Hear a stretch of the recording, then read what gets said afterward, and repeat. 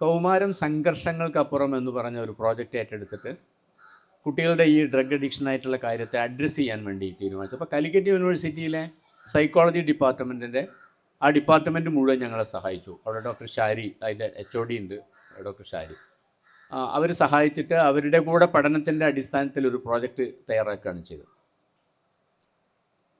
അങ്ങനെ വന്ന അത്തരത്തിലുള്ള പല അനുഭവങ്ങളിൽ നിന്നും കിട്ടുന്ന ഒരു കാര്യം എന്താണെന്ന് വെച്ചാൽ, എങ്ങനെയാണ് കുട്ടികൾ, പുതിയ കാലത്തെ കുട്ടികൾ ഇങ്ങനെ മയക്കുമരുന്നിനോട് ഇത്രയേറെ അഡിക്റ്റ് ആവുന്നത്?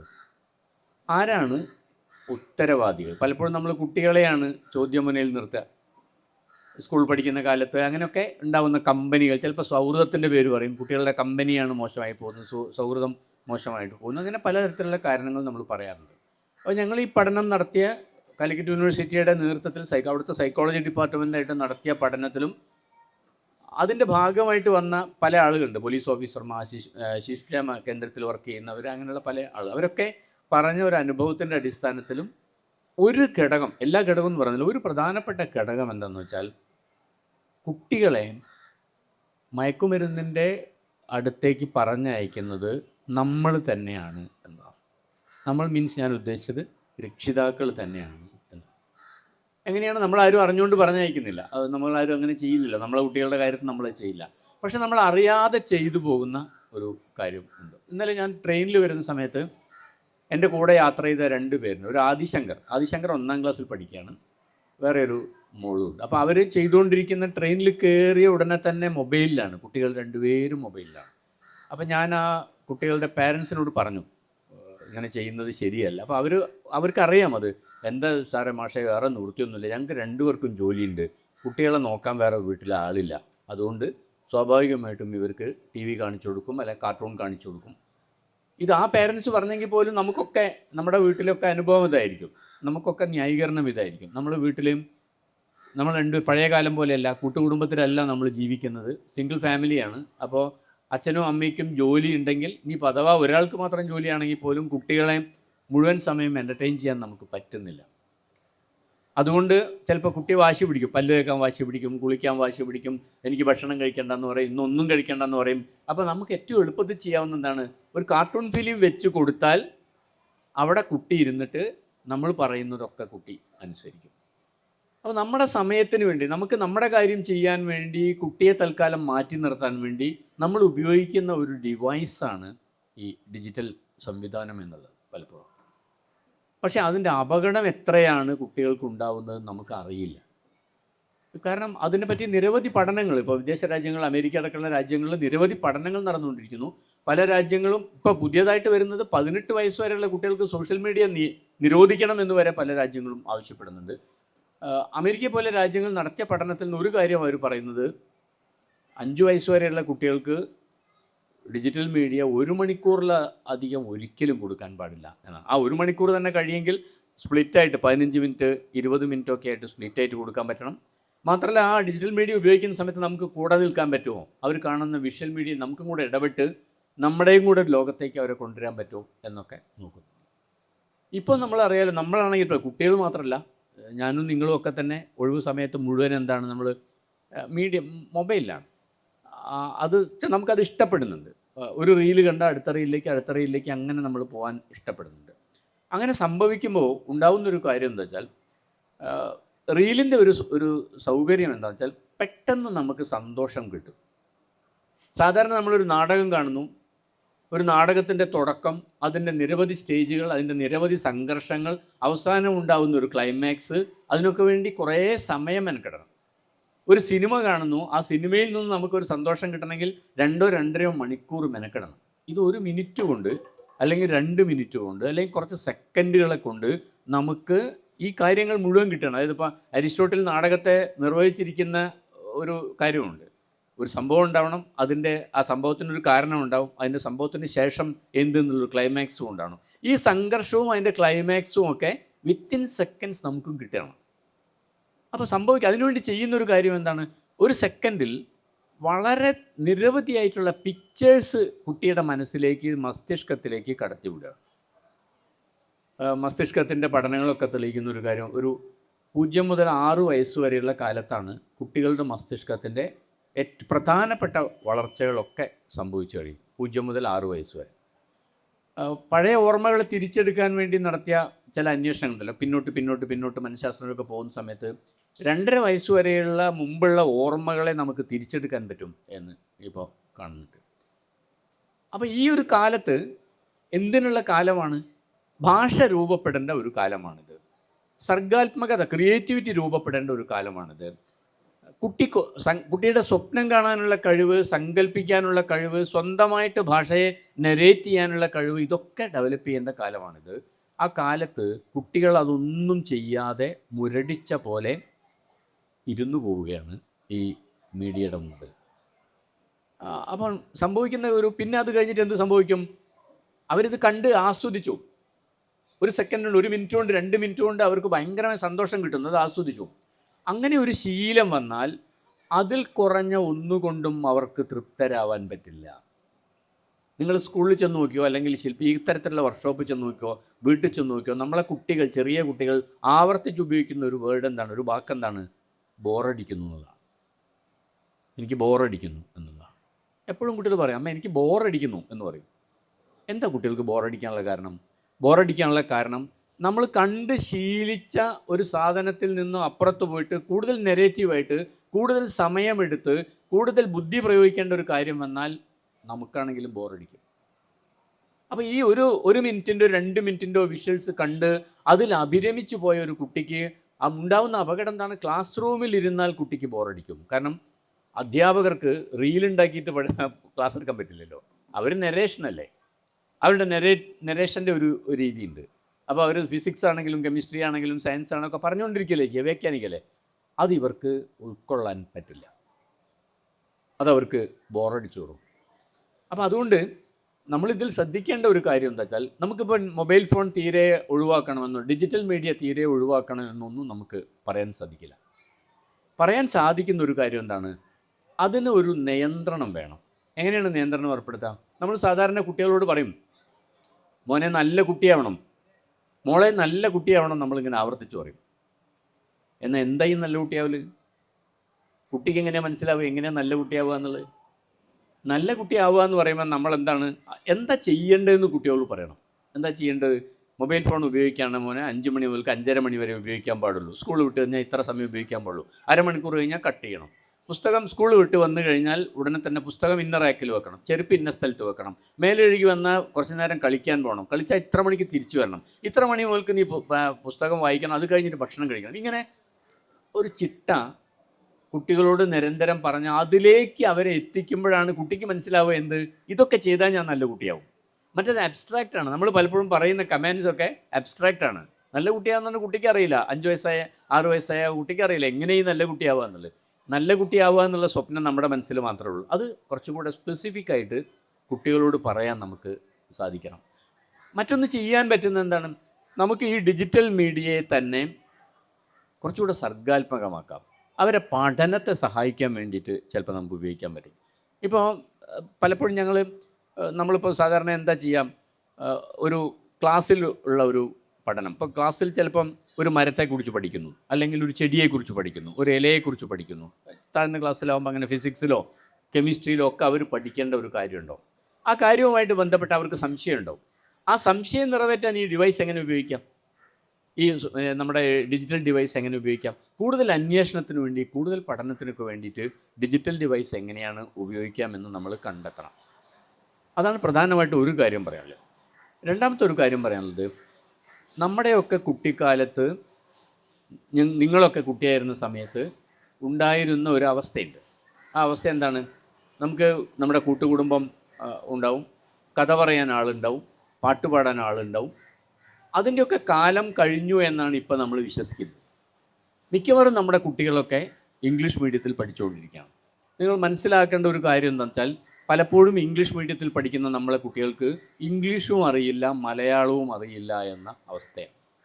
ഇന്ന് ഞാൻ ഈ സെഷൻ ചെയ്തുകൊണ്ടിരിക്കുന്ന സമയത്ത് ചില കുട്ടികൾ എൻ്റെ അടുത്ത് പറഞ്ഞ്, പിന്നെ sir I can talk in Malayalam, I don't know Malayalam എന്ന് പറഞ്ഞു. ഞാൻ പറഞ്ഞു then please explain in English എന്ന് പറഞ്ഞപ്പോൾ അവർക്ക് ഇംഗ്ലീഷിലും പറയാൻ പറ്റുന്നില്ല. ഇംഗ്ലീഷിൽ 2 വാചകം കഴിഞ്ഞ് പിന്നെ കുറച്ച് മലയാളം കയറി വരികയാണ്, പിന്നെ കുറച്ച് ഇംഗ്ലീഷ് കയറി വരികയാണ്. എന്ന് വെച്ചാൽ ഭാഷയുടെ നരേഷൻ്റെ സ്കില്ല് എന്ന് പറയുന്നത് നമ്മുടെ ട്രഡീഷനിൽ നിന്ന് കിട്ടേണ്ടതാണ്, താളത്തിൽ നിന്ന് കിട്ടേണ്ടതാണ്. നിങ്ങളുടെ കുട്ടികളെ നിങ്ങൾ സൂക്ഷിച്ചാൽ മനസ്സിലാവും. സ്കൂളിലൊക്കെ പറഞ്ഞയക്കുന്നതിന് മുമ്പുള്ള കാലത്ത് നിങ്ങൾ മനസ്സിലാവും അവരെങ്ങനെയാണ് ഭാഷ പഠിക്കുന്നത്. നിങ്ങൾ ഉപയോഗിക്കുന്ന വാക്കിൻ്റെ അതിൻ്റെ റിതം അവർ പിക്ക് ചെയ്യും. എന്നിട്ട് അതിന് അയ്യാ അല്ല എന്നായിരിക്കും ചിലപ്പം പറയുന്നത്.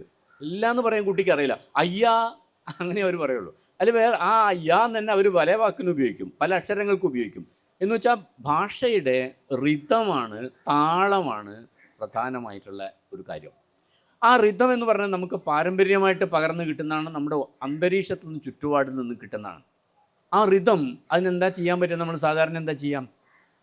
നമ്മളെ പാട്ടുകളൊക്കെ കുട്ടികളെ പാടി പഠിപ്പിക്കുകയാണ്, വായ്ത്താരികൾ പാടി പഠിപ്പിക്കുകയാണ്. ഇപ്പം ഞാനിവിടെ വന്നപ്പോൾ എനിക്ക് സംശയം ഉണ്ടായിരുന്നു, മിക്കവാറും എല്ലാ കുട്ടികളും ഇംഗ്ലീഷ് മീഡിയത്തിൽ പഠിക്കുന്ന കുട്ടികളാണ്.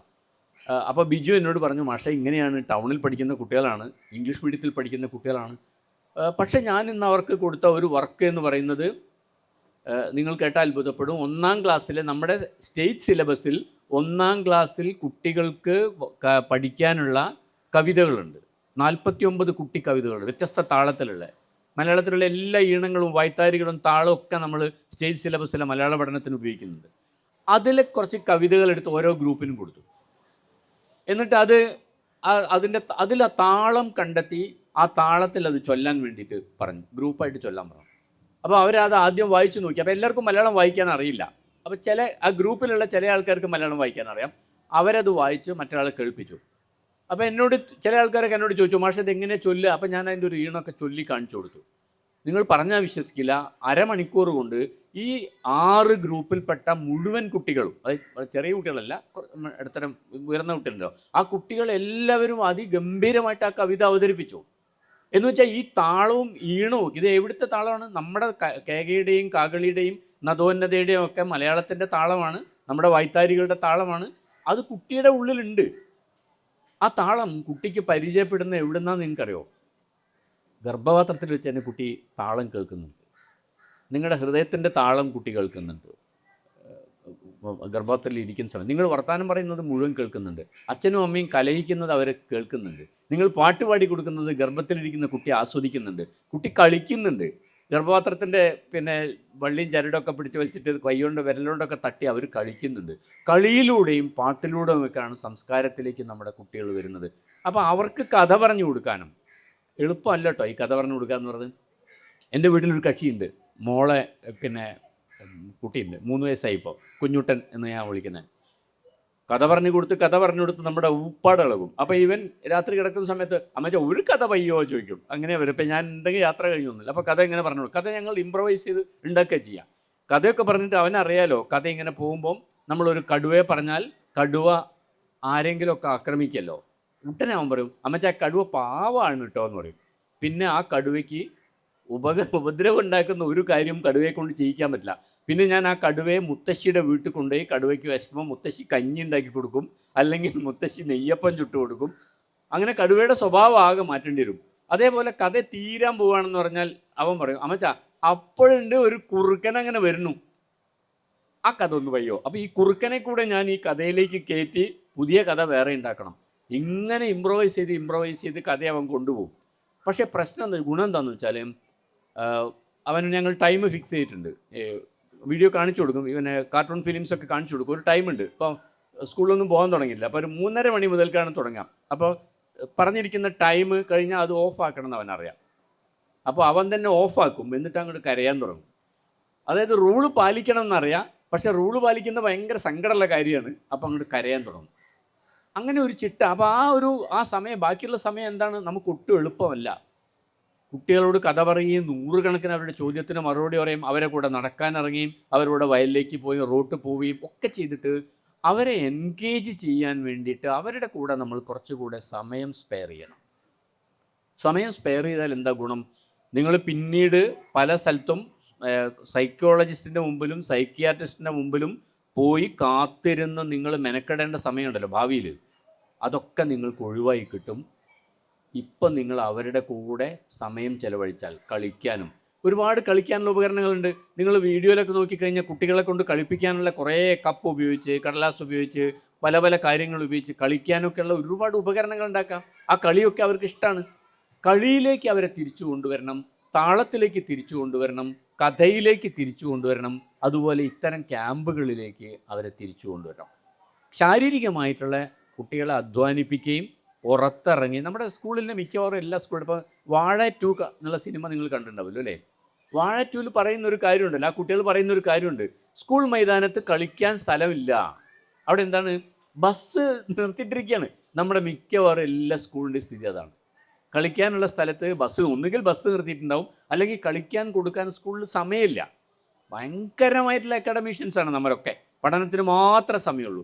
തിരിച്ചു വന്നാൽ നമുക്ക് ട്യൂഷൻ ഉണ്ട്. നമ്മുടെ കുട്ടികളുടെ കളികളൊക്കെ തന്നെ അവരെ പഠനത്തെ സഹായിക്കും. അതാണ്, കളികളൊക്കെ പഠനത്തെ സഹായിക്കും. നമ്മുടെ ഈ ഇപ്പോൾ നാടകമാണെങ്കിലും പാട്ടാണെങ്കിലും ഇതൊക്കെ തന്നെ കുട്ടികളുടെ അക്കാഡമിക് ബ്രില്യൻസിനെ വർദ്ധിപ്പിക്കും എന്ന് നമ്മൾ മനസ്സിലാക്കേണ്ടതുണ്ട്. ഇപ്പോൾ ലോകത്താകെ നടന്നുകൊണ്ടിരിക്കുന്ന വിദ്യാഭ്യാസത്തിൻ്റെ ഒരു ഡെവലപ്മെൻ്റ്, ഒരു ചർച്ച എന്താണെന്ന് വെച്ചാൽ, എങ്ങനെയാണ് പണ്ട് നമ്മൾ എക്സ്ട്രാ കരിക്കുലർ എന്ന് മാറ്റി വെച്ചിരുന്ന സാധനങ്ങളുണ്ട്. ഇപ്പോൾ കഥ, പാട്ട്. ഇപ്പോൾ ഞങ്ങളിപ്പം 1ാം ക്ലാസ്സിൻ്റെ പാഠപുസ്തകം തയ്യാറാക്കി 2ാം ക്ലാസ്സിൻ്റെ പാഠപുസ്തകം തയ്യാറാക്കുന്ന കൂട്ടത്തിൽ ഞാനുണ്ടായിരുന്നു, ഗ്രൂപ്പിൽ SCERTയുടെ അതിൻ്റെ വിദഗ്ധ സമിതി അംഗമായിട്ടുണ്ടായിരുന്നു. അപ്പോൾ നമുക്ക് കിട്ടുന്നപ്പോൾ നമ്മുടെ പഠന ലക്ഷ്യങ്ങൾ എന്നുള്ളവർക്ക് നമ്മൾ കണ്ടിട്ടാണല്ലോ ഈ പാഠപുസ്തകം ഉണ്ടാക്കുക. അതിൽ നമ്മൾ ചെയ്യുന്നൊരു കാര്യം എന്താ വെച്ചാൽ, പാട്ടരങ്ങ്, കഥയരങ്ങ്, വരയരങ്ങ് എന്ന് പറഞ്ഞ് ചിത്രം വരയ്ക്കാനും അഭിനയിക്കാനും പാട്ടുപാടാനും കളിക്കാനും ഒക്കെയുള്ള സ്പേസ് പാഠത്തിൻ്റെ ഉള്ളിൽ കൊടുക്കണം. അതിനൊരു പരീക്ഷയാണ്. ഒരു മാസം കഴിഞ്ഞിട്ട് കുട്ടിയെ 4ഓ 5ഓ കവിതകൾ പഠിച്ചിട്ടുണ്ടെങ്കിൽ അത് ചൊല്ലുന്നതിനൊരു പരീക്ഷയും അതിന് മാർക്കും വെച്ചിരിക്കുകയാണ്. ഇവാലുവേഷൻ സിസ്റ്റത്തിൽ ഉൾപ്പെടുത്തിയിരിക്കുകയാണ്. അതുപോലെ ചിത്രം എന്ന് പറഞ്ഞാൽ, നിങ്ങളിപ്പോൾ ഒരു ലെസൺ എടുക്കുകയാണ്. അക്ഷരം പഠിപ്പിക്കാനാണല്ലോ നമ്മൾ പ്രധാനമായിട്ട് കാണുന്ന ലക്ഷ്യം. ആ അക്ഷരം പഠിപ്പിക്കുന്ന ആ ലെസൺ എടുക്കുന്ന സമയത്ത് തന്നെ ആകാശത്തിൻ്റെ, കിളിയുടെ, പട്ടത്തിൻ്റെ ഒക്കെ ചിത്രം വരയ്ക്കുകയാണ്. അതിന് നിറം കൊടുക്കുകയാണ്. ആ നിറം കൊടുക്കലൊക്കെ പഠന പ്രക്രിയയുടെ ഭാഗമാണ്. നമ്മൾ വിചാരിക്കുന്നത് ഇതൊക്കെ വേസ്റ്റാണ്, ഈ കാണാണ്ട മനസ്സിലേക്ക് ആവാഹിച്ച് കയറ്റൽ മാത്രമാണ് പഠനം എന്നാണ് വിചാരിക്കുന്നത്. അതല്ല, ഇതെല്ലാം പഠനത്തിൻ്റെ ഭാഗമാണ്. ഇതെല്ലാം കുട്ടികളുടെ മസ്തിഷ്കത്തെ വികസിപ്പിക്കും, അവരുടെ അക്കാഡമിക് ജീവിതത്തെ വികസിപ്പിക്കും. ഈ തരത്തിലാണ് നമ്മൾ വിഭാവനം ചെയ്യുന്നത്. പിന്നെ സ്റ്റേറ്റ് സിലബസിൻ്റെ NCERTയും അങ്ങനെയൊക്കെ തന്നെയാണ് വിഭാവനം ചെയ്യുന്നത് ഞാൻ മനസ്സിലാക്കുന്നത്. വേറെ NCERTയുടെ ശില്പശാല കഴിഞ്ഞ ഇക്കൊല്ലല്ല, അതിൻ്റെ മുമ്പത്തെ കൊല്ലം നമ്മുടെ NCERTയുടെ ഒരു ഓൾ ഇന്ത്യ വർക്ക്ഷോപ്പ് ആലപ്പുഴ വെച്ചായി നടന്നിട്ടുണ്ട്. ആ വർക്ക്ഷോപ്പിൽ ഞാൻ പങ്കെടുത്തിട്ടുണ്ടായിരുന്നു. അപ്പോൾ നോക്കുമ്പോൾ എന്നെ അത്ഭുതപ്പെടുത്തിയ കാര്യം, ഇത്തരം കാര്യത്തിൽ നമ്മൾ കേരളം ഒരു 10 വർഷം മുമ്പൊക്കെ നടന്ന സ്ഥലത്തേക്കാണ് അവരിപ്പോൾ വന്നുകൊണ്ടിരിക്കുന്നത്. കേരളം 10 വർഷം നടന്നു കഴിഞ്ഞ വഴിയിലേക്കാണ് NCERT പുതിയ കാലത്ത് വന്നുകൊണ്ടിരിക്കുന്നത്. അപ്പോൾ ലെസൺ എടുക്കുന്നത് പിന്നെ കുട്ടികളോട് കഥ പറഞ്ഞിട്ടും തമാശ പറഞ്ഞിട്ടും കളി പറഞ്ഞിട്ടും പാട്ടുപാടിയിട്ടൊക്കെ ആയിരിക്കണം ഇപ്പോഴും അവരും അംഗീകരിക്കുന്നുണ്ട്. ആ തരത്തിലാണ്. പക്ഷേ വലിയൊരു പ്രശ്നം എന്താണെന്ന് നിങ്ങൾക്കറിയാം. നമ്മളത് ഇപ്പം നിങ്ങൾക്ക് ചിലപ്പോൾ തിരുത്താൻ പറ്റില്ല, എന്നാൽ പോലും നിങ്ങൾ വേറെ ഡിവൈസ് കണ്ടെത്തണം. എന്ന് വെച്ചാൽ, നിങ്ങളിപ്പോൾ പരിസര പഠനമാണ് നിങ്ങളുടെ വിഷയം നിൽക്കുക കുട്ടിയുടെ. നമ്മുടെ നാട്ടിൽ നമ്മുടെ അന്തരീക്ഷത്തിൽ പഠിച്ച ഒരു കുട്ടിക്ക് പരിസര പഠനം എന്നൊരു വിഷയം താഴെ തട്ടിലെങ്കിലും പ്രൈമറി തലത്തിലെങ്കിലും ആ കുട്ടിയുടെ മാതൃഭാഷയിൽ പഠിക്കുന്നത് പോലെ ലോകത്തെ വേറെ ഒരു ഭാഷയിലും പഠിക്കാൻ പറ്റില്ല. കാരണം നിങ്ങൾ എടുക്കുന്ന ഒരു ചെടിയായിരിക്കും. നിങ്ങളുടെ നാട്ടിൽ എന്തൊക്കെ ചെടിയുണ്ട്, ആ ചെടിക്ക് എന്തൊക്കെ പേരുണ്ട്, തുമ്പ, അപ്പ എന്ന് തുടങ്ങിയിട്ട് എന്തൊക്കെ പേരുണ്ട്. ആ പേരൊക്കെ എങ്ങനെ കുട്ടി ട്രാൻസ്ലേറ്റ് ചെയ്യും ഇംഗ്ലീഷിലേക്ക്? നോക്കൂ, നിങ്ങൾ ചക്ക എടുത്ത് നോക്കൂ. ചക്ക എന്ന് പറയുന്ന ഒരു സാധനത്തിന് എന്തൊക്കെ പേര്. ഞങ്ങളുടെ നാട്ടിലാണെങ്കിൽ അതിൻ്റെ പുറത്തുള്ള മുള്ളുള്ള സാധനത്തിന് കരുളെന്നാണ് ഞങ്ങൾ പറയാം. നിങ്ങളെന്താ പറയുക? ആ മുള്ളുള്ള സാധനമില്ലേ ചക്കേൻ്റെ, കരുളെന്ന് ഞങ്ങൾ പറയും. എന്ത് ചക്കയുടെ മുള്ളിൽ എന്തോ പറയും. അതിൻ്റെ ഉള്ളിൽ വെളുത്ത നൂല് പോലെ നീളത്തിലൊരു സാധനമുണ്ട് അല്ലേ, ചവിടി എന്ന് പറയും അല്ലേ. അതിൻ്റെ കുരുവുണ്ട്. കൂണ് എന്ന് പറഞ്ഞാൽ അതിൻ്റെ ഒരു നടുവിലുള്ള സാധനമല്ലേ, അതിന് ചക്കയുടെ കൂണ് എന്ന് പറയും. പിന്നെ പുറത്ത് നമ്മൾ ചിലപ്പം കൂട്ടാൻ വയ്ക്കാനൊക്കെ കൂടെ ഇടുന്ന, ചിലപ്പോൾ വേണ്ടെങ്കിൽ ചെത്തി കളയുന്ന ഒരു സാധനമുണ്ട്, മടൽ എന്ന് പറയും, ചക്കയുടെ മടൽ.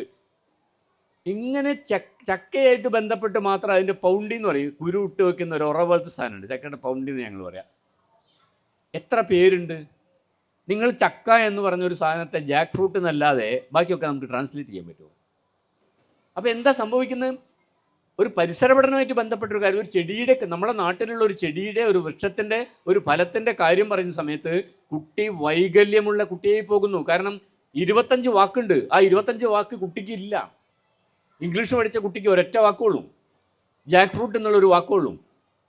പരിമിതപ്പെടുത്തുകയാണ് ഓരോ അനുഭവത്തെയും. തുമ്പപ്പൂവിനെയും മുക്കുറ്റിയെയും കണ്ണാന്തളി അടക്കമുള്ള നമ്മൾ പ്രദേശത്ത് കാണുന്ന മുഴുവൻ ഇലകൾ, മുഴുവൻ പക്ഷികൾ, നമ്മൾ കാണുന്ന കുരുവി, തുന്നാരൻ കുരുവി, തുന്നാരൻ കിളി, എന്തൊക്കെ കിളികളുണ്ട്. ആ കിളികളുടെ പിന്നെ കൂടുണ്ടാക്കുന്ന രീതി ഒക്കെ എങ്ങനെയാണ് നമ്മൾ പിന്നെ കുട്ടിക്ക് ഇംഗ്ലീഷിൽ ട്രാൻസ്ലേറ്റ് ചെയ്യാം? ഞങ്ങൾ 1ാം ക്ലാസ്സിൽ ഒരു പാട്ടുണ്ട്. പാടി വിളിച്ചാൽ പാറി വരും കിളിയുടെ പേരുകൾ പറയാമോ? കിളിയിൽ മഞ്ഞക്കിളിയുണ്ട്, വാഴക്കിളിയും രാക്കിളിയും, ആറ്റക്കുരുവി രാക്കുരുവി, പാടക്കുരുവി തീക്കുരുവി, പാടാനറിയുന്നവരുണ്ടേ, പറയാനറിയുന്നവരുണ്ടേ. എന്തൊക്കെ കിളികളുടെ പേരാ! ഈ കിളികളൊക്കെ നമ്മളെങ്ങനെയാണ് കുട്ടിക്ക് 1ാം ക്ലാസ്സിലെ കുട്ടിക്ക് ഇംഗ്ലീഷ് പറഞ്ഞു കൊടുക്കുക? വലിയ ബുദ്ധിമുട്ടാണ്. അപ്പോൾ അതുകൊണ്ട് അതൊരു പരിമിതിയാണ്. ആ പരിമിതിയെ നമ്മൾ പരിഹരിക്കണം. മിക്കവാറും ഇവിടെ വന്ന കുട്ടികൾക്ക് മലയാളം എഴുതാൻ അറിയില്ല, മലയാളം വായിക്കാൻ അറിയില്ല. ആ പരിമിതി നിങ്ങൾക്ക് പരിഹരിക്കാൻ പറ്റും. കാരണം നിങ്ങൾക്ക് എല്ലാവർക്കും മലയാളം എഴുതാനും വായിക്കാനും അറിയാലോ. അപ്പോൾ നിങ്ങൾ ഇംഗ്ലീഷ് മീഡിയത്തിലാണ് പഠിക്കുന്നത്, ഓക്കെ. ഇംഗ്ലീഷ് മീഡിയത്തിൽ പഠിച്ചുകൊണ്ട് തന്നെ നിങ്ങളെ വീട്ടിലെ ഭാഷ അത് കുട്ടിയെ എഴുതാനും പറയാനും പഠിപ്പിക്കണം. എന്തുകൊണ്ടാണ് ഇത് പറയുന്നത്? നിങ്ങളെ കുട്ടി നാളെ കാനഡയിൽ പോവോ, ഓസ്ട്രേലിയയിൽ പോവോ, എന്ത് വേണം ചെയ്തോളൂ. അവിടെയൊക്കെ പോയിട്ടും ആത്മവിശ്വാസത്തോടു കൂടെ കുട്ടിക്ക് പ്രവർത്തിക്കാൻ പറ്റണമെങ്കിൽ കുട്ടിക്ക് മാതൃഭാഷയിലുള്ള ആർജവം വേണം. ഞാനിത് പറയുന്നത് വളരെ ആത്മാഭിമാനത്തോടുകൂടെ പറയുന്ന എൻ്റെ സ്വന്തം അനുഭവത്തിനാണ്. എൻ്റെ 2 മക്കളുണ്ട്. ഞാനും എൻ്റെ വൈഫും യൂണിവേഴ്സിറ്റിയിൽ ജോലി ചെയ്യായിരുന്നു. ഞങ്ങൾക്ക് വേണമെങ്കിൽ അവിടുത്തെ ഏറ്റവും നല്ല ഇംഗ്ലീഷ് മീഡിയം സ്കൂളിൽ ചേർത്ത് പഠിപ്പിക്കാനുള്ള സാമ്പത്തികമൊക്കെ ഉണ്ടായിരുന്നു. അപ്പോൾ ഞങ്ങളുടെ സ്കൂളിൽ എൻ്റെ കുട്ടി ഞങ്ങൾ രണ്ട് കുട്ടികളും പഠിച്ചത് യൂണിവേഴ്സിറ്റിയിലെ സർക്കാർ സ്കൂളിലാണ്. എൻ്റെ മോനിപ്പോൾ കോഗ്നിസൻ്റ് എന്ന കമ്പനി നിങ്ങൾക്കറിയാം, അമേരിക്കയിലെ കോഗ്നിസൻ്റ് എന്ന കമ്പനിയുടെ മാനേജറാണ്. അവൻ +2 വരെ സർക്കാർ സ്കൂളിൽ നിന്ന് പഠിച്ചു പോയിട്ടാണ് അവൻ കോഗ്നിസൻ്റിൽ വർക്ക് ചെയ്യുന്നത്. അമേരിക്കക്കാരോട് ഇംഗ്ലീഷ് പറയാൻ ഒരു വിഷമമില്ല. നമ്മുടെ ഒരു തെറ്റിദ്ധാരണയാണ് മലയാളം മീഡിയത്തിൽ പഠിച്ചാൽ വേറെ ഭാഷ നമുക്ക് സംസാരിക്കാൻ പറ്റില്ല. നിങ്ങൾ ഇപ്പോൾ തിരുവനന്തപുരത്ത് പോയാൽ ഈ ചാലയിലെ ചന്തയുണ്ടല്ലോ, ആ ചാലയിലെ ചന്തയിലെ എല്ലാ കച്ചവടക്കാരും ഹിന്ദി പറയും. നമ്മൾ ഹിന്ദി പരീക്ഷയ്ക്ക് 50-ൽ 35 മാർക്ക് കിട്ടാൻ വേണ്ടി നമ്മൾ എന്നൊക്കെ വരച്ച ആൾക്കാരാണ് അല്ലേ? അവർക്ക് ഒരു പണിയില്ല, കാരണം ഒരു വിഷമമില്ല, കാരണം അവരുടെ ഒരു ആവശ്യമായിട്ട് മാറുകയാണ്. അപ്പോൾ അതുകൊണ്ട് ആവശ്യം വന്നാൽ ഭാഷ പഠിക്കലൊരു പ്രശ്നമല്ല, പക്ഷെ മാതൃഭാഷ പ്രശ്നമാണ്. കാരണം മാതൃഭാഷയിലാണ് നമ്മുടെ പൊക്കിൾക്കൊടി ബന്ധമുള്ളത്. നമ്മുടെ സംസ്കാരത്തിൻ്റെ താളം മുഴുവനും മാതൃഭാഷയിലാണ്. ഓരോ ഭാഷയ്ക്കും 2 തരത്തിലുള്ള താളങ്ങളുണ്ട്. ഒന്ന് അതിൻ്റെ ആന്തരിക താളമാണ്, ഒന്ന് അതിൻ്റെ ബാഹ്യ താളമാണ്. ആന്തരിക താളം നിങ്ങൾക്ക് പറഞ്ഞാൽ വേഗം മനസ്സിലാവും. ഞാനിപ്പോൾ നേരത്തെ കുട്ടികളോട് പറഞ്ഞൊരു ഉദാഹരണമാണ്. നിങ്ങൾ GPS ഇട്ട് വണ്ടി ഓടിച്ച് പോകുന്ന സമയത്ത് ടേൺ ലെഫ്റ്റ്, ടേൺ റൈറ്റ് എന്നൊക്കെ പറഞ്ഞിട്ട് പോങ്ങാമൂട് എന്നുള്ള വാക്ക് GPS-ൻ്റെ അമ്മായി പറയുമ്പോൾ അത് പോങ്ങാമൂടാവില്ല അല്ലേ? അല്ലെങ്കിൽ പേരൂർക്കട എന്നുള്ള വാക്ക് നമ്മൾ പറയുന്ന മാതിരി പേരൂർക്കട എന്ന് പറയാൻ GPS-ൽ അമ്മായിക്ക് പറ്റില്ല, അല്ലെങ്കിൽ അമ്മാവിന് പറ്റില്ല. എന്താ കാര്യം? നമ്മളൊരു വാക്ക് പോങ്ങാന്നും പറയുന്ന സമയത്ത്, ഒരു വാക്ക് ഉപയോഗിക്കുന്ന സമയത്തുള്ള അതിൻ്റെ ഇടയിലുള്ള റിതമുണ്ട്, അതിൻ്റെ ആന്തരികമായിട്ടുള്ളൊരു റിതമുണ്ട്. അത് നമുക്ക് മാത്രമേ പറ്റുള്ളൂ. വേറെ ഒരു ഭാഷക്കാർക്കും അങ്ങനെ പറയാൻ പറ്റും, വലിയ കഷ്ടപ്പാടായിരിക്കും. മറ്റേ ഭാഷയിൽ നമുക്കും അങ്ങനെയാണ്. അവരുടെ ആക്സെൻറ്റ് നമുക്ക് കോപ്പി അടിക്കാൻ വലിയ പ്രശ്നമാണ്. അപ്പോൾ ഭാഷയുടെ ഒരു ആന്തരിക താളമുണ്ട്. ആ ആന്തരിക താളം കുട്ടിയുടെ ഉള്ളിലുള്ള താളമാണ്. അത് സമസ്ത ജീവിതവുമായിട്ട് ബന്ധപ്പെട്ട താളമാണ്. എങ്ങനെയാണ് ഈ താളം ഉണ്ടായി വരുന്നത്? തിരുവനന്തപുരത്തെ ഒരു പ്രത്യേക ഭാഷ ഒരു പ്രത്യേക രീതിയിലാവുന്നത് എങ്ങനെയാണ്? ഇവിടുത്തെ കാലാവസ്ഥ, ഇവിടുത്തെ കടലുമായിട്ടുള്ള ബന്ധം, മറ്റു ഭാഷകളുമായിട്ടുള്ള ബന്ധം, ആളുകളുടെ ജീവിത രീതി, എടുക്കുന്ന തൊഴിൽ, ഇതൊക്കെ വന്നിട്ടാണ് ഭാഷയുടെ രൂപം ഉണ്ടാകുന്നത്.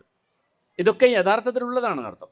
അപ്പോൾ ആ ഭാഷയും ആ സംസ്കാരവും കുട്ടിക്ക് യാതൊരു കാരണവശാലും നഷ്ടപ്പെട്ടുകൂടാ.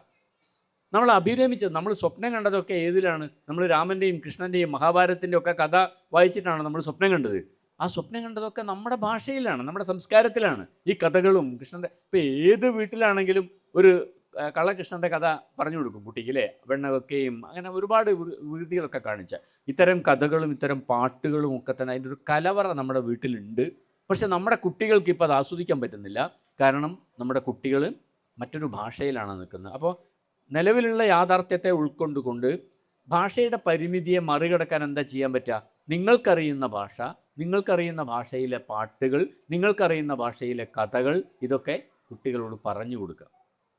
അങ്ങനെ ഈ ഡിജിറ്റൽ ഡിവൈസിൻ്റെ മാരകമായിട്ടുള്ള പിടിയിൽ നിന്ന് കുട്ടികളെ രക്ഷപ്പെടുത്താൻ ഈ 2-3 കാര്യങ്ങൾ ചെയ്താൽ കുറേയൊക്കെ നമുക്ക് പറ്റും. ഒന്ന്, അവരെ കളിക്കാൻ വിടുക. നിർബന്ധമായിട്ടും കളിക്കാൻ വിടുക. നിങ്ങൾ ഹോംവർക്ക് ചെയ്യാൻ വേണ്ടിയിട്ട് നിർബന്ധിച്ച് വടിയെടുക്കല്ലോ, അതുപോലെ നിർബന്ധമായിട്ടും കളിക്കണമെന്ന് പറഞ്ഞ് വടിയെടുത്ത് പറഞ്ഞയക്കണം. കാരണം അത്യാവശ്യമാണത്. കളിക്കാത്ത കുട്ടി, വീട്ടിൽ ഒതുങ്ങിയിരിക്കുന്ന കുട്ടി നാളെ നിങ്ങൾ വേറൊരു തരത്തിൽ കാണേണ്ടി വരും. ഈ ഞാൻ പറഞ്ഞ ഈ തെറാപ്പിയിൽ പങ്കെടുത്ത കുട്ടികളൊക്കെയാണ്. അവർ കണ്ണ് തുറന്ന് മുഖത്തേക്ക് നോക്കില്ല, ഐ കോണ്ടാക്റ്റ് തരില്ല, നമ്മളെ മുഖത്ത് നോക്കില്ല, അവർ താഴോട്ടേ നോക്കുള്ളൂ, സൈലൻ്റാണ്, ഒരു ഉപദ്രവമില്ല മിക്കവാറും കുട്ടികളെ കൊണ്ട് വീട്ടിൽ. ഉമ്മയൊക്കെ പറയുന്ന അതാണ്, ഒരു ഉപദ്രവമില്ല അവനെ കൊണ്ട്, അവൻ ചീത്ത പറയില്ല, ആരെയും ചീത്ത പറയില്ല. ടീച്ചർമാർക്കൊക്കെ വലിയ ഇഷ്ടമാണ്, എന്താണ്, ഒരു ചോദ്യവും ചോദിക്കില്ല, ഇങ്ങനെ ഇരുന്നോളൂ. അതല്ലല്ലോ അച്ചടക്കം. അപ്പോൾ ഈ ഒരു കാര്യത്തിൽ ഭാവിയിലേക്ക് നമ്മളെ കുട്ടികൾ പോകുന്ന സമയത്ത് 10-15 വർഷം കഴിഞ്ഞിട്ട് നമ്മുടെ കുട്ടികൾ എത്തുന്ന ഒരു തലത്തെക്കുറിച്ച് ഇപ്പോഴേ നമ്മൾ ചിന്തിക്കണം. ഇനി ജനിക്കാനിരിക്കുന്ന കുട്ടികളുടെ കാര്യത്തിൽ നിങ്ങൾക്കോ അല്ലെങ്കിൽ നിങ്ങളുടെ കുടുംബത്തിൽപ്പെട്ടൊക്കെ ഇനി ജനിക്കാനിരിക്കുന്ന കുട്ടികളുടെ കാര്യത്തിൽ ശ്രദ്ധിക്കേണ്ട ഒരു കാര്യം, അവർ ഡിജിറ്റൽ ഡിവൈസിൻ്റെ പിടിയിൽ, അല്ലെങ്കിൽ അതെടുത്ത് കയ്യിൽ കൊടുത്തിട്ട് നമ്മുടെ ഒരു സൗകര്യത്തിന് വേണ്ടി അത് ഉപയോഗിക്കരുത്. നമ്മുടെ വീട്ടിൽ നമുക്ക് തിരക്കാണ്, നമുക്ക് പണിയുണ്ട്, നമുക്ക് ഒരുപാട് തിരക്കുകളുണ്ട്, അതുകൊണ്ട് നമ്മൾ കുട്ടിയുടെ അടുത്ത് ഇതെടുത്ത് കൊടുത്തിട്ട് അത്യാവശ്യം നമ്മളെ പണി ചെയ്യാമെന്നുള്ള നമ്മുടെ സൗകര്യത്തിന് വേണ്ടി യാതൊരു കാരണവശാലും അത് ഉപയോഗിക്കരുത്. ഇത്തരം കാര്യങ്ങളൊക്കെയാണ് ഇപ്പോഴത്തെ ഒരു കാലത്ത് എനിക്ക് പെട്ടെന്ന് പറയാൻ തോന്നുന്നു. ഇനി നിങ്ങൾ എന്തെങ്കിലും ഇൻട്രാക്ട് ചെയ്താൽ ഞാൻ അതിന് മറുപടിയായിട്ട് ബാക്കി കാര്യങ്ങൾ പറയാം.